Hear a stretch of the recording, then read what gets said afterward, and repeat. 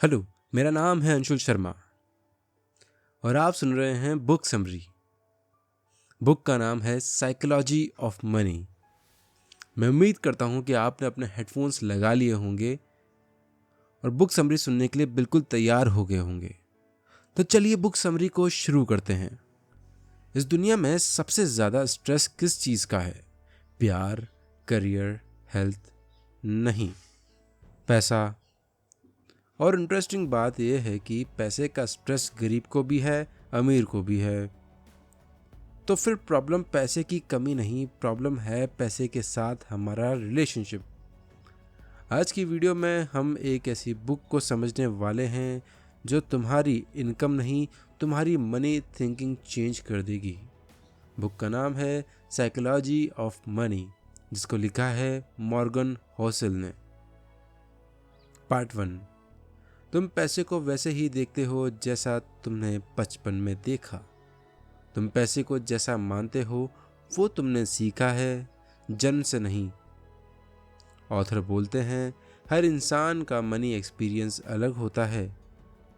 Example, किसी ने बचपन में फाइनेंशियल स्ट्रगल देखी होती है, किसी ने अबंडेंस देखी होती है, किसी ने सडन लॉस देखा होता है।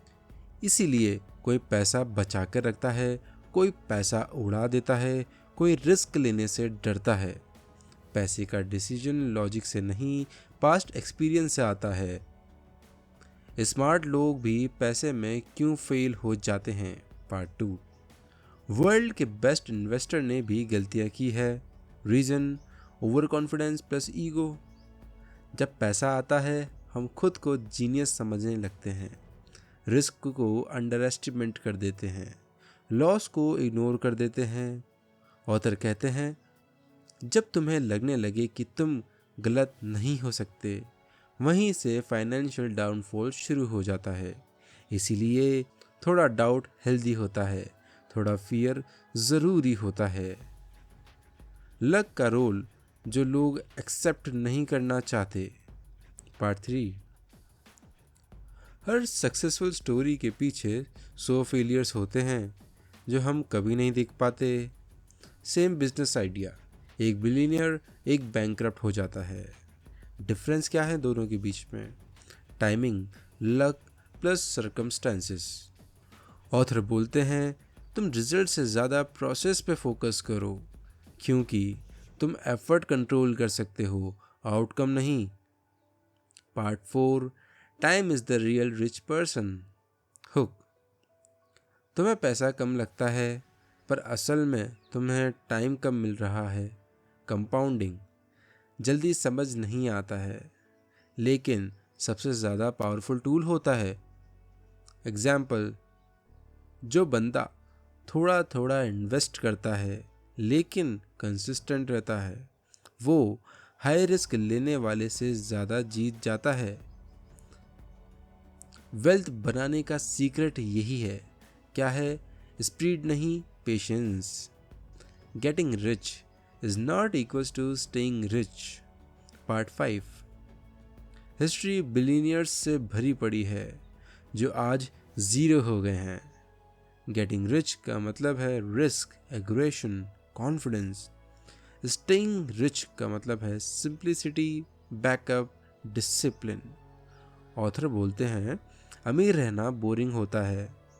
No show off, no unnecessary risk, no ego decision. Comparison जो तुम्हें अंदर से खा जाता है। पार्ट 6। तुम अपनी ज़िंदगी एंजॉय कर रहे होते हो जब तक इंस्टाग्राम ओपन ना हो। कंपैरिजन का इफेक्ट होता है, कंटेंटमेंट ख़त्म, स्पेंडिंग बढ़ना, स्ट्रेस इंक्रीज। तुम ये देखते हो उसकी कार, उसका ट्रिप, उसका लाइफस्टाइल। तुम नहीं देखते उसकी ईएमआई, उसकी इनसिक्योरिटी, उसका future risk. Comparison equals to होता है साइलेंट फाइनेंशियल पॉइजन। ये तुम्हें खा सकता है, ये तुम्हें तबाह कर सकता है। पार्ट 7। इनफ कब होता है? सबसे डेंजरस सेंटेंस है बस थोड़ा और चाहिए। कभी सैलरी और प्रॉफिट थोड़ा सा और, स्टेटस थोड़ा थोड़ा थोड़ा और। ऑथर बोलते हैं जो इनफ की डेफिनेशन नहीं समझते वो कभी सेटिस्फाई नहीं हो पाते। इनफ डिफाइन करना, इसका मतलब होता है आपकी मेंटल फ्रीडम। सेफ्टी नेट जो तुम्हें स्ट्रांग बनाता है। पार्ट 8।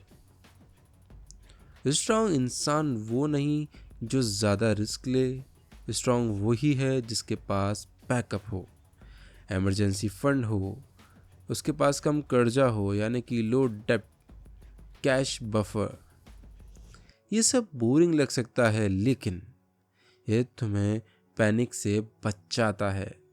मनी का काम, पैसे का काम तुम्हें ऑप्शन देना है, प्रेशर देना नहीं। याद रखिएगा इस बात को। फाइनल टेक अवेज, पैसे से ज़्यादा इम्पॉर्टेंट माइंडसेट होता है। रिच दिखो नहीं, रिच रहो। Time is your biggest asset. Comparison से दूर रहो। आपके फ़ायदे से ज़्यादा आपके मन की शांति ज़्यादा ज़रूरी है। अगर पैसा तुम्हें चैन से सोने नहीं देता तो पैसा क्यों ही कमाया। साइकोलॉजी ऑफ मनी हमें यह सिखाती है रियल वेल्थ का मतलब होता है freedom plus peace plus control. अगर आपको ये वीडियो थोड़ी सी भी वैल्यूएबल लगी हो, ज़रा सी भी, तो प्लीज़ लाइक कर दीजिएगा और चैनल को सब्सक्राइब कर दीजिएगा। हमें इससे बहुत हेल्प मिलती है।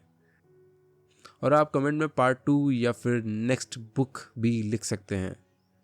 मुझे आपके कमेंट्स का बेहद इंतज़ार रहेगा। मिलता हूँ आपसे बहुत ही जल्द एक नई ऑडियो बुक समरी के साथ। तब तक रखिएगा अपना बेहतर से ख्याल। Bye bye.